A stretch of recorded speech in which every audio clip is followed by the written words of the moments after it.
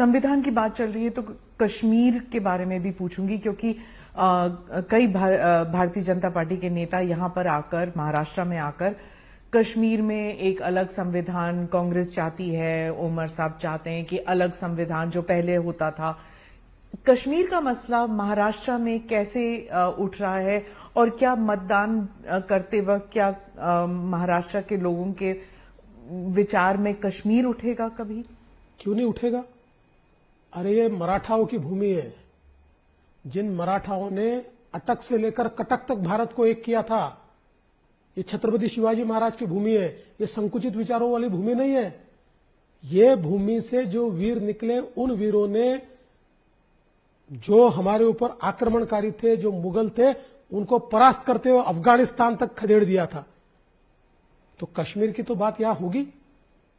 और अगर मैं देशभक्त हूं तो मैं इतना संकुचित विचार कैसे रखूं कि कश्मीर का कुछ भी हो जाए मुझे चलेगा, मेरे महाराष्ट्र का क्या है? ऐसा नहीं हो सकता है। हम देशभक्त लोग हैं। और ये कश्मीर जो है, ये हमारी अस्मिता का विषय है। कश्मीर कोई केवल विषय मात्र नहीं है, इससे भारत की अस्मिता जुड़ी हुई है।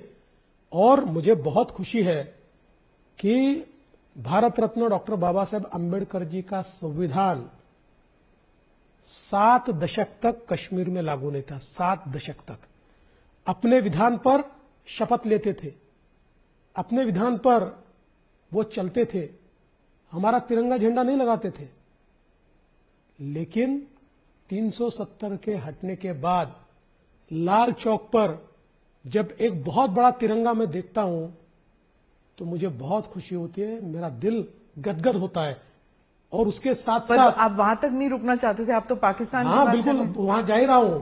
उसके साथ साथ ओमर अब्दुल्ला को भी 7 दशकों बाद पहली बार मुख्यमंत्री के रूप में भारत के संविधान की शपथ लेनी पड़ती है। इससे बड़ी खुशी की बात क्या है? ये सबसे खुशी की बात है। और हां, हमारा तो सपना है, कांग्रेस ने देश को तोड़ा, एक दिन अखंड भारत बनाएंगे। भारत का तिरंगा ये पाकिस्तान पर भी एक दिन लहराएगा। क्या इससे महाराष्ट्र पॉलिटिक्स में कोई फर्क पड़ेगा? आप जो कहते हैं, हर चीज पॉलिटिक्स के लिए थोड़ी होती है। कुछ चीजें कन्विक्शन की होती है, कुछ हमारे मूल्य होते हैं। अरे पॉलिटिक्स गया खड्डे में। देखो, कश्मीर के ऊपर अगर कोई कहे कि आप कश्मीर की बात करोगे तो आपको वोट नहीं देंगे, तो उसका वोट नहीं चाहिए हमें। हम नहीं लेंगे उसका वोट। हम कश्मीर की बात करेंगे और उस बात पर जो वोट हमको देना चाहते हैं वो हमको वोट दे। देवेंद्र जी, झारखंड में घुसपैठियों का इशू उठा है। वहां कांग्रेस में के गुलाम मीर ने कहा है कि जो गैस सिलेंडर बांटे जाएंगे उसमें घुसपैठियों को भी दे सकते हैं। क्या ये मुद्दा अब महाराष्ट्र में भी बात उठेगी घुसपैठियों की? देखिए, महाराष्ट्र में घुसपैठियों की बात यहां तक सीमित है कि हमने बीच में एक मुहिम यहां पर शुरू की तो बड़े पैमाने पर बांग्लादेशी घुसपैठी हमको मिले। अभी तो मुहिम बंद है चुनाव के कारण, और कुछ प्रमाण में रोहिंग्यास भी मिल गए। तो देखिए, हमारी ये मुहिम आगे भी चलती रहेगी। मुंबई में घुसे हुए एक एक बांग्लादेशी को हम ढूंढ कर निकालेंगे, रोहिंग्या को ढूंढ कर निकालेंगे और उनको उनके देश में वापस भेज देंगे। अभी प्रधानमंत्री की रैली में जब वो बात कर रहे थे तो कैंडिडेट सब साइड में थे, आप भी थे, लेकिन वहां पर महायुति के जो कैंडिडेट्स थे, जीशान सिद्दीकी, सना मलिक, ये 2 एनसीपी के थे, अजीत पवार भी नहीं थे वहां पर। तो आपकी महायुति थोड़ी बिखरी हुई सी नजर आ रही है। देखिए, अजीत पवार जी ने यह कहा था कि मैं नहीं आ पाऊंगा, और हम लोगों ने भी यह तय किया था। प्रधानमंत्री जी की पहली सभा में मैं था, उसमें अजीत दादा और सीएम नहीं थे। दूसरी सभा में सीएम थे, उसमें मैं नहीं था, अजीत पवार जी भी नहीं थे। पूना की सभा में अजीत पवार जी थे, उसमें मैं नहीं था, सीएम साहब भी नहीं थे। तो हम लोगों ने सभाएं बांट ली थी प्रचार की दृष्टि से। और पीएम साहब का भी ये कहना होता है कि सारे लोग एक जगह रहोगे तो प्रचार कैसे करोगे। इसलिए मैं नहीं मानता कि इसमें कोई अलग बात है। हाँ, अभी अगर कोई नहीं आया है तो उसका जवाब मैं तो नहीं दे पाऊंगा, वही लोग दे पाएंगे। पर आपके सहकर्मी हैं, वो आपके साथ होना चाहिए था ना? अब वो क्यों नहीं आए ये तो वही बताएंगे। क्या आपने मना किया उनसे? नहीं, हमने मना नहीं किया। नवाब मलिक को मना किया? हमने तो निमंत्रण ही नहीं दिया। मना करने का सवाल ही नहीं उठता, उनको निमंत्रण ही नहीं था। पर जब आपके साथ हैं वो, तो फिर निमंत्रण अगर ना भी दें तो भी आना चाहिए। नहीं आ सकते ना भाई, पीएम का स्टेज है, बिना निमंत्रण के आएंगे तो बहिरंग लौटा दिया जाएगा। आपके बहुत सारे जो सपोर्टर्स हैं वो कहते हैं कि जब आप डेप्यूटी चीफ मिनिस्टर बनने के लिए आप राजी हुए तो इट वाज त्याग, कहते हैं वो, क्योंकि आप चीफ मिनिस्टर बन चुके हैं, उसके बाद डेप्यूटी चीफ मिनिस्टर बनने के लिए आप राजी हुए, तो एक किस्म का त्याग था। दूसरा मैं सवाल पूछूंगी कि जब 2024 का चुनाव हुआ और रिजल्ट्स इतने अच्छे नहीं आए तो कहा जाता है कि आप रिजाइन करने के लिए भी तैयार थे, आप पर्सनल रिस्पॉन्सिबिलिटी लेने के लिए भी तैयार थे। तो ये दो झटके जो आपको मिले हैं, इसके बारे में कुछ बताइए। देखिए, पहली बात तो जो आपने कही उसमें मेरा इतना ही कहना था उस समय, चूंकि मैं तो पहले दिन से ये जानता था कि हम लोग शिंदे जी को मुख्यमंत्री बनाना चाहते, क्योंकि हम ये दिखाना चाहते थे कि भाई उद्धव जी के साथ जो हमारा वो सत्ता के लिए नहीं हुआ, उन्होंने गलत बात कही, उनको कोई हमने वादा नहीं किया था, सत्ता के लिए वो गए, इसलिए हमने पहले तय किया था कि एकनाथ शिंदे जी बनेंगे। हाँ, उस समय मैंने ये जरूर कहा था पार्टी को कि देखिए, अगर मैं इस सरकार में जाता हूं तो लोगों को लगेगा कि भाई ये पद के लिए इतना लालची आदमी है कि 5 साल चीफ मिनिस्टर रहा और वापस किसी पद पर जा रहा है, इसलिए मुझे बाहर रहने दीजिए। मेरी पार्टी ने मंजूर भी किया था, लेकिन बाद में जब शपथ विधि का समय आया, उस समय मुझे मेरे नेताओं ने यह कहा कि देखिए, सरकार तो अंदर से चलती है और अभी ये बहुत फ्रेजाइल सरकार है, बिल्कुल नई पार्टी इनकी आई हुई है, अपनी पार्टी इनके साथ जुड़ी हुई है, कई कोर्ट केसेस चल रहे हैं। ऐसे समय किसी एक्सपीरियंस्ड आदमी का सरकार में होना बहुत जरूरी है, इसलिए आप सरकार में जाइए। तो मैंने अपना सम्मान समझा और मैं सरकार में चला गया।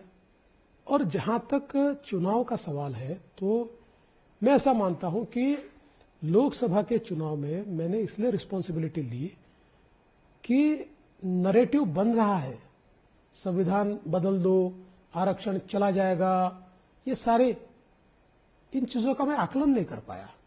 एक नेता के रूप में मैंने आकलन करना चाहिए था और उसी समय एक काउंटर नरेटिव देने की सिस्टम तैयार करनी चाहिए थी। जिस समय मुझे यह ध्यान में आया कि ये नरेटिव तैयार हो रहा है और एक ये भारत जोड़ो नाम की ये जो फोर्सेस है, देखिए हमारी लड़ाई तो कोई कांग्रेस से नहीं हुई, लोकसभा में महाराष्ट्र में हमारी लड़ाई फोर्सेस के साथ हुई। ये फोर्सेस एनार्किस्ट फोर्सेस है, अल्ट्रा लेफ्टिस्ट फोर्सेस है भारत जोड़ो में। भारत जोड़ो के 180 में से 140 संगठन महाराष्ट्र में है। तो इनके साथ जब मेरे ये ध्यान में आया कि भाई ये लोग तो, हम तो पॉलिटिकल लड़ाई लड़ रहे हैं, ये तो फोर्सेस अलग लड़ाई लड़ रही है, ये तो लोगों का विश्वास कैसे समाप्त हो, भारत की संस्थाओं पर कैसे समाप्त हो, डेमोक्रेसी में कैसे समाप्त हो, इस प्रकार की बातें रोपित कर रही है। उस समय तक देरी बहुत हो चुकी थी, उस नैरेटिव को काउंटर करने का कोई एपरेटस मैंने या हमारी पार्टी ने तैयार नहीं किया था, तो उसका खामियाजा भुगतना पड़ा। तो मुझे इस चीज का बहुत दुख था कि मेरे बाजू मध्य प्रदेश है, वहां पर 29 में से 29 सीटें आती है, मेरे दूसरे बाजू गुजरात है, वहां पूरी सीटें आती है, छत्तीसगढ़ है, वहां पूरी सीटें आती है, तेलंगाना है, वहां पर भी अच्छा रिजल्ट आता है, और महाराष्ट्र इतने बुरी तरीके से हम परफॉर्म करते हैं। हालांकि हमारे वोट परसेंटेज में कम नहीं हुआ, लेकिन कन्वर्ट नहीं हो पाया, सीटों में कन्वर्ट नहीं हो पाया। तो इसलिए मुझे लगा कि ये जिम्मेदारी मैंने लेनी चाहिए और इसलिए मैंने जिम्मेदारी ली। लेकिन ये मेरी पार्टी की भी महानता है कि मेरी पार्टी ने मुझे कहा कि देखिए, ऐसे एक हार से कुछ होता नहीं है, लड़ना पड़ता है, आप ही कमान संभालिए। और विधानसभा की पूरी कमान वापस मेरी पार्टी ने मेरे हाथ में दी, तो मेरी पार्टी का बड़प्पन है। पर जो ऑपोजिशन है वो, जब वो कह रहे थे कि साम दाम दंड भेद सब कुछ इस्तेमाल करने के बावजूद बीजेपी का पुअर परफॉर्मेंस रहा, आप कहते हैं कि ग्राउंड लेवल पर वो सिस्टम्स के बारे में कह रहे थे कि इंडियन सिस्टम्स हैव कोलैप्स्ड, लेकिन जो ऑपोजिशन है वो कह रही है कि कोलैप्स हुआ है। तो क्या आप समझते हैं कि बीजेपी ने काफी काम कर लिया है, क्योंकि 3-4 महीने ही तो हुए हैं? देखिए, हमने बिल्कुल नरेटिव के खिलाफ काउंटर नरेटिव खड़ा कर दिया है। और मैं बहुत स्पष्टता के साथ कहना चाहता हूं कि हमने हमारे विचार परिवार की जो संगठनाएं हैं, उन संगठनाओं से संपर्क किया। हमने उनको कहा कि आपको राजनीति से कोई लेन देन नहीं है, आप चुनाव में भी उतरते नहीं है, लेकिन ये ध्यान में रखिए, एनार्किस्ट फोर्सेस अगर देश में एनार्की फैला रहे, महाराष्ट्र में एनार्की फैला रहे, तो नेशनलिस्ट फोर्सेस को आगे आना पड़ेगा। और ये जो एनार्किस्ट फोर्सेस है, इनकी जितनी पैठ है उससे ज्यादा हमारे विचार परिवार के संगठनों की पैठ है। वो राजनीति में आते नहीं है। देखिए, ये लोग अगर एक प्रकार से आप क्या आरएसएस की तरफ क्या इशारा कर रहे हैं? हमारा विचार परिवार मतलब आरएसएस ही है। आरएसएस के विचारों से काम करने वाली, आरएसएस नहीं, आरएसएस के विचारों से काम करने वाली अलग अलग संगठनाएं, कोई मजदूरों के क्षेत्र में काम करती है, कोई हिस्ट्री के क्षेत्र में काम करती है, कोई प्राध्यापकों के क्षेत्र में काम करती है, कोई तरुणों के क्षेत्र में काम करती है। ऐसे अलग अलग क्षेत्रों में, समाज के सभी क्षेत्रों में जो नेशनलिस्ट फोर्सेस है, हमने उनको ये अपील की कि फोर्सेस, ये कांग्रेस से लड़ाई तो हम लड़ लेंगे, ये कांग्रेस की ताकत भी नहीं है हमारे साथ लड़ ले। ये तो कांग्रेस ने फोर्सेस को सामने किया है, और पॉलिटिकल पार्टी फोर्सेस के साथ लड़ाई नहीं कर सकती है, क्योंकि फोर्सेस का कोई एक प्रकार से चेहरा नहीं होता है। इसलिए हमने उनको कहा, और मैं ऐसा मानता हूं, नेशनलिस्ट फोर्सेस जो है वो हमारे साथ है, और सारे क्षेत्रों में इन फोर्सेस के कारण एनार्किस्ट फोर्सेस का जो नैरेटिव है वो समाप्त हो गया, खत्म हो गया। अब वो नैरेटिव नहीं रहा। देवेंद्र जी, आपने नेबरिंग स्टेट्स के बारे में जिक्र किया, चाहे गुजरात हो, मध्य प्रदेश हो। अब उद्धव ठाकरे ने बयान दिया है कि जो सारे बिजनेसेस हैं वो महाराष्ट्र से गुजरात की तरफ जा रहे हैं, और एक बर्लिन वॉल खड़ा हो गया है महाराष्ट्र और गुजरात के बीच। देखिए, मुझे ऐसा लगता है कि कभी कभी मुझे मतलब ये प्रश्न होता है कि इतना झूठ बोलने का कॉन्फिडेंस कहां से आता है इन लोगों में। नहीं, वो कह रहे थे गडकरी जी जो है रोड नहीं बना रहे, मुंबई गोवा वाला रोड। बात सुन लीजिए, 2014 से 19 में मुख्यमंत्री था। 14 से 19 निवेश में, एफडीआई में महाराष्ट्र नंबर 1 था। 2019 में मुख्यमंत्री उद्धव जी बने। 2020 में 20-21 में नंबर 1 रहा, 20 में नंबर 1 हुआ कर्नाटका। महाराष्ट्र गया चौथे नंबर पर। फिर 2021 में पहले नंबर पर आया गुजरात, महाराष्ट्र गया चौथे नंबर पर। और जैसे ही हमारी सरकार आई, नई सरकार, वापस महाराष्ट्र नंबर 1 हुआ। 22 में भी, 23 में भी, और 24 में यह स्थिति है कि 24 में अभी जो आरबीआई ने रिपोर्ट जाहिर किया है, देश में जो निवेश आया उसका 52% निवेश ये महाराष्ट्र में आया है। कोई मुकाबला ही नहीं है गुजरात का, कोई मुकाबला नहीं कर्नाटक का। 52% किसे कहते हैं? पूरा देश है 48% में, और 52% में महाराष्ट्र है। मैं तो ये कहता हूं, गुजरात कितना फॉर्चुनेट है, उनको एडवर्टीजमेंट करने की जरूरत ही नहीं है। उनके लिए महाविकास आघाड़ी एडवर्टीजमेंट करती है, रोज कहते हैं गुजरात जा रहा है, गुजरात जा रहा है। हमारे यहाँ जो निवेशक आने वाला है उसको भी लगता होगा कि अरे महाराष्ट्र में कुछ गड़बड़ है, गुजरात जाना चाहिए। ये तो गुजरात के एम्बेसडर बन गए। शरद पवार जी, उद्धव ठाकरे जी, नाना पटोले जी, गुजरात का जितना गुणगान ये करते हैं ना, उतना गुणगान कोई नहीं करता है। राहुल गांधी ने अभी हाल ही में एक स्पीच में कहा कि इंडस्ट्रीज जो सब गुजरात जा रही हैं, उसकी वजह से महाराष्ट्र के जो युवा हैं, खासकर ट्राइबल युवा वगैरह, वो बंधुआ मजदूर बन के बाकी राज्यों में जाना पड़ेगा उन्हें। मैं राहुल गांधी को पूछना चाहता हूं, राहुल जी, कर्नाटक में आपकी सरकार है, अरे वहां देखिए ना कितना निवेश आ रहा है। गया ना उसका नंबर नीचे। हमारी सरकार थी तब तक ऊपर था, अब नीचे चला गया। आपकी एक तो परफॉर्मिंग गवर्नमेंट दिखाइए, not a single performing government. आज ही हिमाचल प्रदेश की उनकी सरकार ने नियम निकाल दिया, 10,000 रुपए से ज्यादा पेमेंट करना है तो परमिशन लेनी पड़ेगी। ये उनकी अवस्था है। और सबसे बड़ी बात तो ये है, महाराष्ट्र में कर्नाटक के विज्ञापन छाप रहे।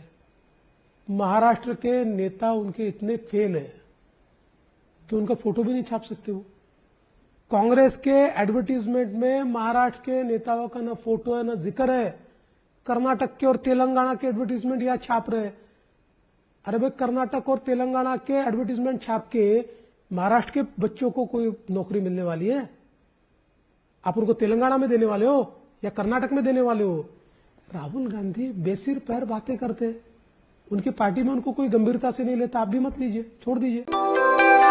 यूपी की हर खबर देखने और उनसे अपडेट रहने के लिए हमारे चैनल श्रेष्ठ यूपी को सब्सक्राइब और लाइक करें। साथ ही बेल आइकन को दबाना ना भूलें, जिससे हमारे हर वीडियो की जानकारी आप तक पहुंचती रहे।